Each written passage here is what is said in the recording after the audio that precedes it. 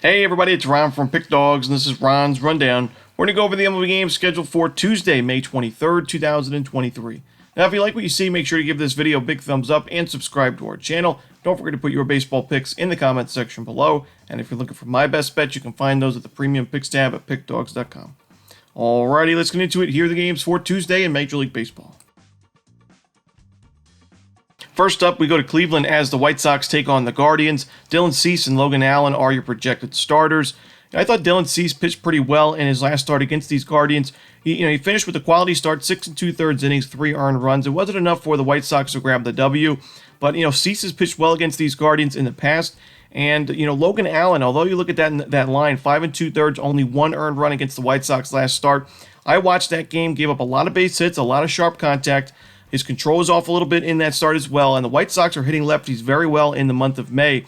So, the facing a young pitcher the second time around, I think the White Sox have a much better shot at getting to Logan Allen for a few runs early than the Guardians do at getting to Dylan Cease. Even though Cease has struggled away from home, I still think he's the better option here on the bump. I like the fact that the White Sox offense is hitting lefties very well, unlike the Guardians against right-handed pitchers where they have struggled in the month of May. And I do think when you look at these two bullpens, the White Sox bullpen has really improved this month. It was awful in the first month of the season, the worst bullpen in baseball arguably.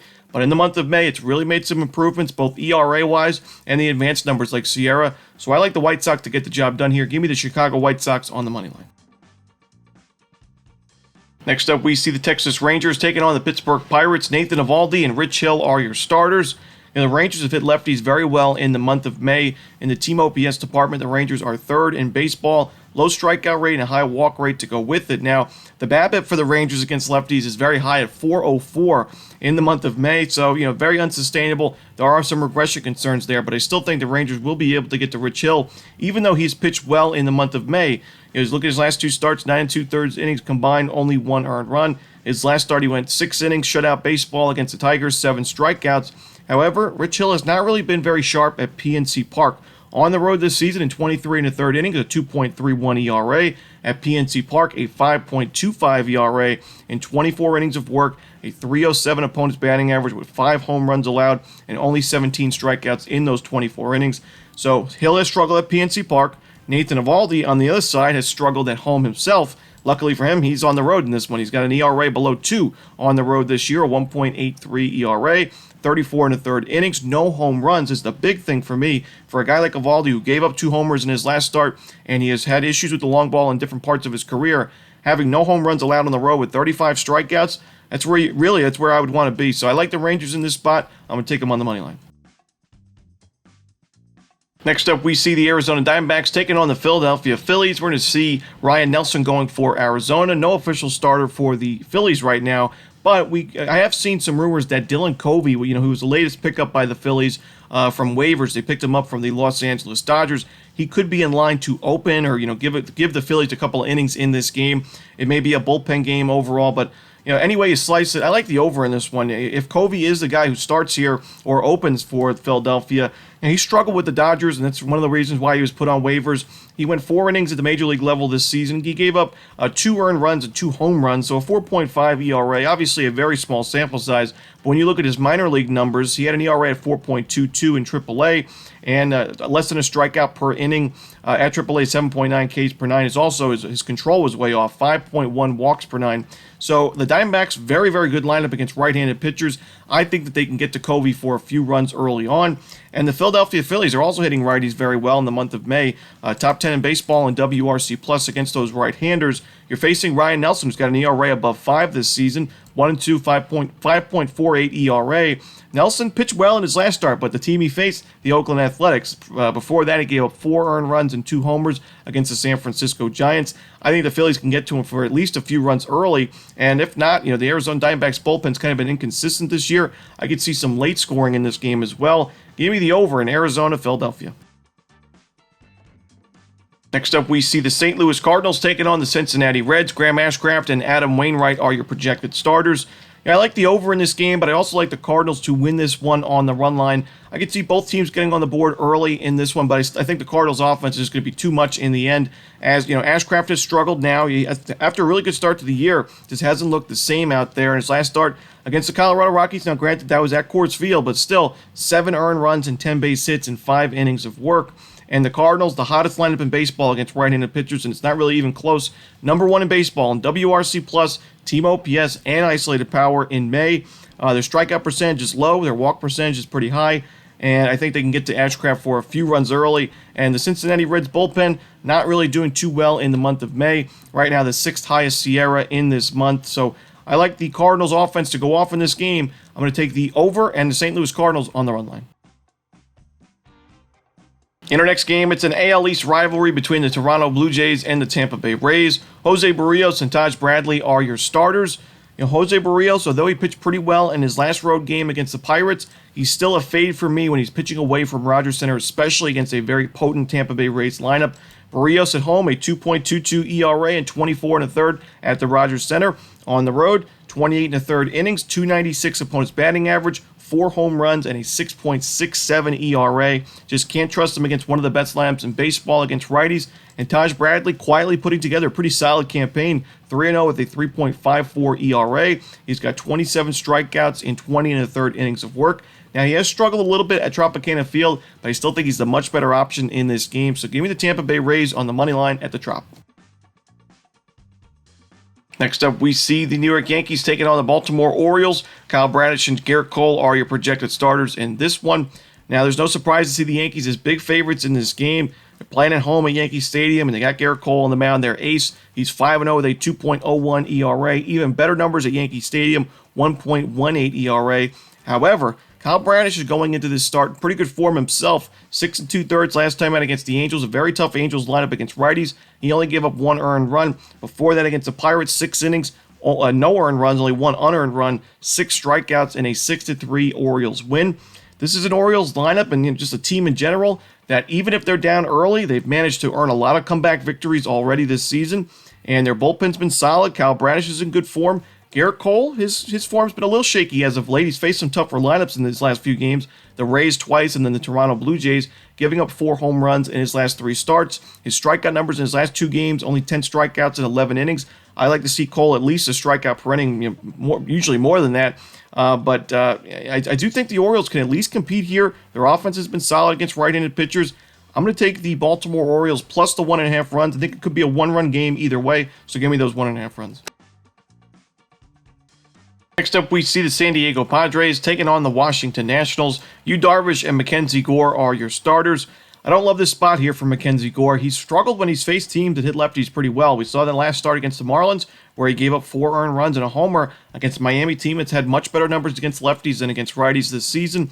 And the Nationals have lost each of the last 4 games that Gore has started in. The Padres are hitting lefties well, even though they're struggling mightily against righties. And Yu Darvish, a right-handed pitcher himself, you know, the Nationals have struggled against righties in the month of May. So to me, this just doesn't look like a great matchup on paper when you add into the fact the Padres bullpen's been one of the best in baseball in the month of May, and the Nationals bullpen one of the more untrustworthy ones in the league. I just think this is San Diego's game to, this is a team that's had a really disappointing start to the year. These are the games you just cannot afford to lose. Padres pretty steep favorites, but still the price isn't too bad because they're on the road. I'll split my bet between the Padres money line and the run line in this one. Next up, let's go to Truist Park as the Dodgers take on the Braves. Bobby Miller making his Major League debut for Los Angeles, and Spencer Strider, one of the better pitchers in the National League, on the other side for Atlanta. Now, you don't see the Dodgers as this big of favorites too often, especially a team with such a nice winning record like they have. But this is a really tough spot to be in. I mean, you're facing one of the best pitchers in the National League, like I said, 2.96 ERA for Strider at 86 strikeouts and 51 2/3 innings, missing a ton of bats this season. Now, he gave up 2 home runs in his last game, which is a little concerning, and you're facing a very tough lineup here in the Dodgers. But Bobby Miller on the other side, I just don't know if he's MLB ready right now, and this is a very tough spot to be in for a young pitcher on the road. I like fading rookie pitchers on the road in their debuts, especially when they're facing a tough lineup like the Braves. Bobby Miller in AAA in 14 1/3 innings with Oklahoma City. He had a 5.65 ERA, a very low strikeouts per 9 at 7.5.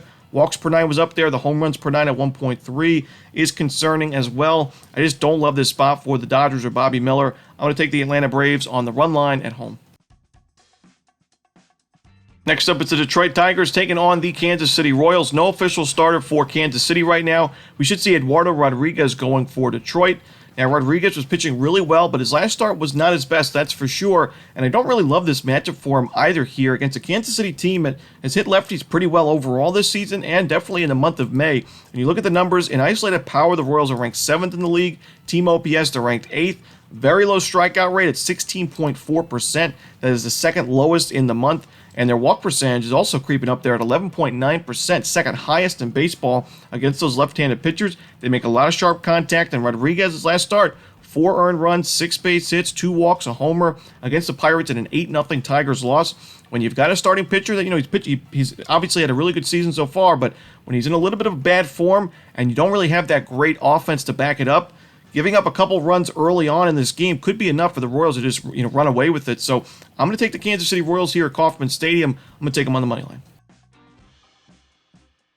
Next up, we see the Houston Astros taking on the Milwaukee Brewers. We're going to see J.P. France going for Houston. Looks like Colin Rea on the other side for the Brewers. I got to take the over in this game. J.P. France was pitching pretty well for Houston, but his last start, 6 earned runs and 3 homers against the Chicago Cubs at home. We started to see the regression with each start. His first game's 5 innings, 5 strikeouts, shutout baseball. His next start, only 3 Ks and 6 2/3, giving up a home run against the White Sox, and then those 3 homers last start against the Cubs. And the Brewers' tough lineup against righties, although the month of May, their numbers have not been great. Certainly better than their numbers against lefties, and I think France could be in trouble here on the road. But on the other side, Ray is not my favorite option either. 0-3, 5.52 ERA. He's kind of just been thrown into the rotation when the Brewers need him because of injuries, and he hasn't really done too well. So I'm going to take the over here in Houston, Milwaukee. Next up, we see the New York Mets taking on the Chicago Cubs. We're going to see Kodai Senga and Drew Smyly on the mound in this one.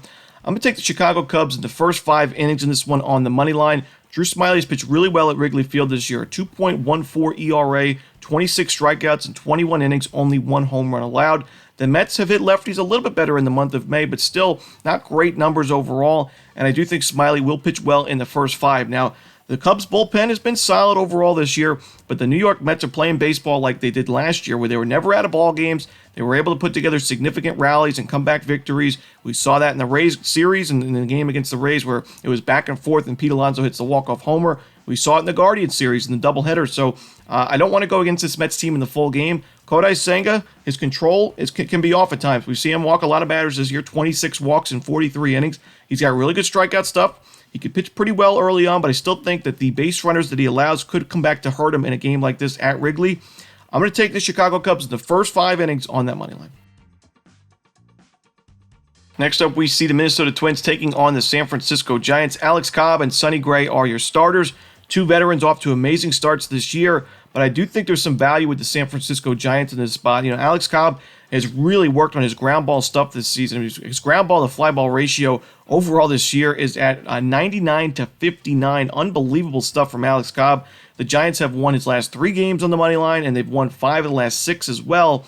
Sonny Gray, he's got a 1.64 ERA for a reason, pitching very well, especially at home, 0.89 ERA. However, in his most recent games, he hasn't really been able to go too deep into ball games. His control's been off a little bit. He's a strikeout-dependent guy, so his pitch counts have gone up, quite a bit recently. And the Twins have lost all 3 of his last starts. He's only gone 5 innings, 5 1/3, and 4 innings in those games. I do think San Francisco, a lineup that hits righties much better than lefties, could be able to get to Gray for at least a few runs. This should be a low-scoring game overall. I mentioned that Twins bullpen's not been great in the month of May. The 3rd highest SIERA, only behind the Athletics and the Washington Nationals for the highest SIERAs in baseball this month. The Giants bullpen's improved. I think if this is a close game late, the Giants have the advantage. I'm going to take the San Francisco Giants on the money line on the road. Next up, we see the Miami Marlins taking on the Colorado Rockies. Austin Gomber and Yuri Perez are your starters. You got a lefty pitcher in Austin Gomber facing a Marlins lineup that crushes lefties, and Gomber has an 8.75 ERA at Coors this year. His last start, 5 earned runs and 8 base hits in 4 1/3 against the Cincinnati Reds. And you got Yuri Perez, a young pitcher who is making his first start at Coors Field in his career. We know that's usually tough for young pitchers, and especially guys who have issues with the home run ball, where he's given up 3 home runs already in his first 2 outings at the big league level against teams like the Reds and the Nationals. Not the best of lineups. This is a tough spot to be in for Perez, as a young pitcher, and I do think Gomber continues to struggle at Coors Field. I like the over in the first 5 innings between Miami and Colorado. Next up, we see the Boston Red Sox taking on the Los Angeles Angels. We're going to see Brian Bayo and Griffin Canning on the mound in this one. You got two lineups that hit right-handed pitchers very well, but I do think that Brian Bayo is the much better option here on the mound for the starting pitchers. I like the Red Sox in the first 5 innings. Not really a big fan of their bullpen in the month of May. When you look at Brian Bayo, he also doesn't really pitch too deep in a ball game, so that's another reason to like the first 5 if you like Bayo in this one, because he's pitched 5 innings, 6, and 5 in his last 4 starts, but all 4 of those games, 2 earned runs or fewer allowed, and all 4 of those games wins for the Red Sox in the end. Bayo's been able to miss bats. He's keeping the ball on the ground, a good job, with the ground ball to fly ball ratio at 53-32 overall this season. He had early season struggles, but he's been able to put together some really strong outings as of late. And he's faced some tough lineups. I mean, the Guardians, not the best lineup, but then the Blue Jays, Braves, and Mariners in his last 3 starts. Griffin Canning has continued to regress after his strong start to the year. His last 3 starts, at least 1 home run in each of his last 5 games, actually, and 3 earned runs against the Orioles with 9 base hits in his last game. 5 earned against the Astros, who don't even hit righties very well, and then 5 earned against the Cardinals as well. I think Canning struggles here. I think Bayo's good enough. Give me the Red Sox in the first 5 innings. And the final game for Tuesday's card in Major League Baseball, it's the Oakland Athletics taking on the Seattle Mariners. Marco Gonzalez and Luis Medina are your starters. You got Medina coming off a quality start in his last game against a tough Arizona lineup. 6 innings, 3 earned runs with 6 strikeouts. You got Marco Gonzalez, who's in terrible form going into this game, where he gave up 8 earned runs and a homer in his last start against the Red Sox. The Oakland A's have much better numbers offensively against lefties than they do righties, and right around league average offensively against lefties in the month of May. I think the A's can get to Marco Gonzalez for a few runs early on. I think Medina can do enough early on in the starting pitching role to give the A's a fighting chance in this game. I don't trust the Oakland bullpen, so instead of taking the full game, I'm just going to take the first 5 innings plus a half a run with the Oakland Athletics, as the Mariners are just plainly overvalued. And that's it. Those are the baseball games for Tuesday. Hope you enjoyed this video. If you did, don't forget to hit that like button and subscribe. But don't forget to put your baseball picks in the comments section below. Again, if you're looking for my best bets, you can find those at Pick Dawgz Premium. As always, this is Ron Romanelli. Good luck.